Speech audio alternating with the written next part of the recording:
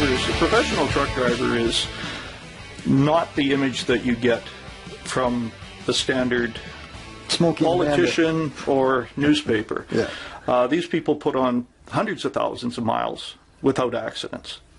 They're no different than any other profession. Every profession has their good people and their bad people. And it's usually a very small percentage that it gives a bad name to anything. Sure. Could be RCMP, it could be lawyers, it could be politicians, believe it or not. Or I believe that. or doctors, or anything. Mechanics, anything. And you're going to get a small percentage. It's human nature. Absolutely. You're going to get the odd truck accident. But when you compare that to the number of accidents that are caused by four-wheel drivers, which is what they call the truckers call the average public person is a four-wheeler. Yeah.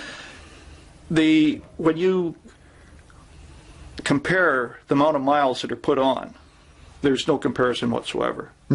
A good percentage of the accidents that trucks get into are caused by cars. But I can believe that.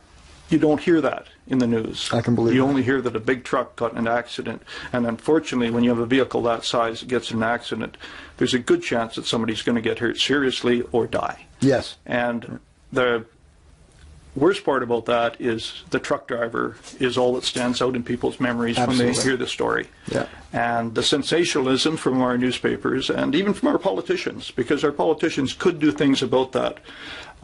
They seem to at times put up a front of wanting safety and doing things for safety, but usually it's just to appease the public. It really does nothing in the long run. That's right. So I'm really excited about this trucker show.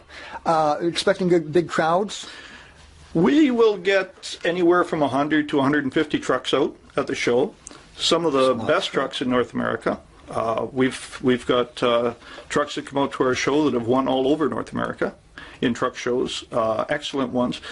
But that wasn't the reason we started the show. The show was started for the average working truck driver. And we would just as soon see 100 working trucks out at the show as one show truck. Sure. Not that we don't love the show trucks, because it just shows you what people can do with it.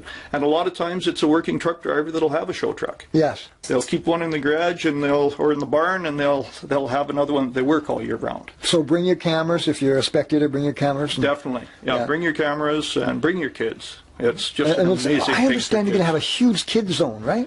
Yes, we're going to have a great kids zone this year. We're going to have a mini golf. We're going to have the RC cars, the remote control cars, track set up. Oh. We're going to have a bouncy castle, big slide bouncy castle thing for them. A number of different games and things where they win prizes and that.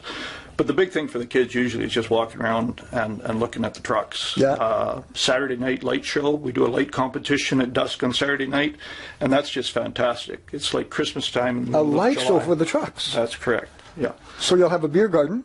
We'll have a beer garden. Kids show. Kids show. Something for everybody. Adults, kids, a lot, truckers, non-truckers, photographers. Even if they don't like truck, they don't normally take pictures of trucks. I mean, there's going to be a lot to take pictures of and videos. Oh, absolutely. And we hope to have video interviews out there where we can interview some of the truck drivers and some of the main players of the show. Right? They've all got stories. Oh, yeah. They love talking to people, and they have stories, great stories.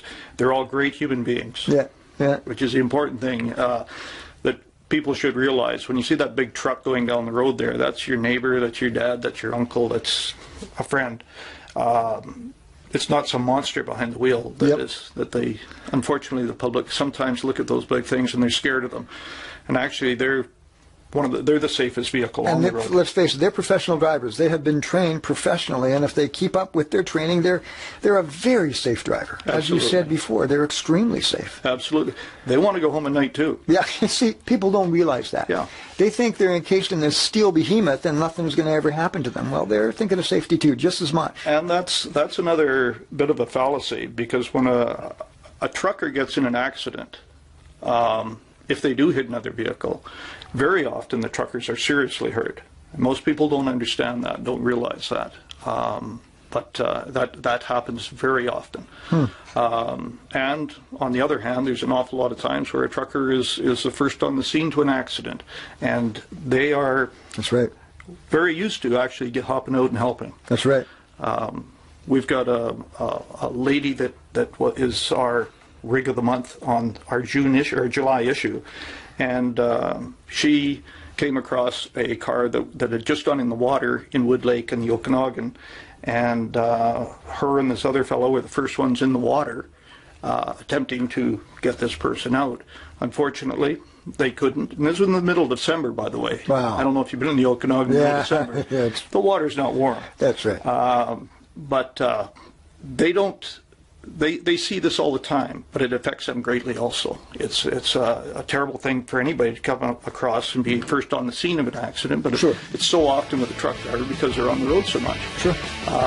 She received the bronze medal for this.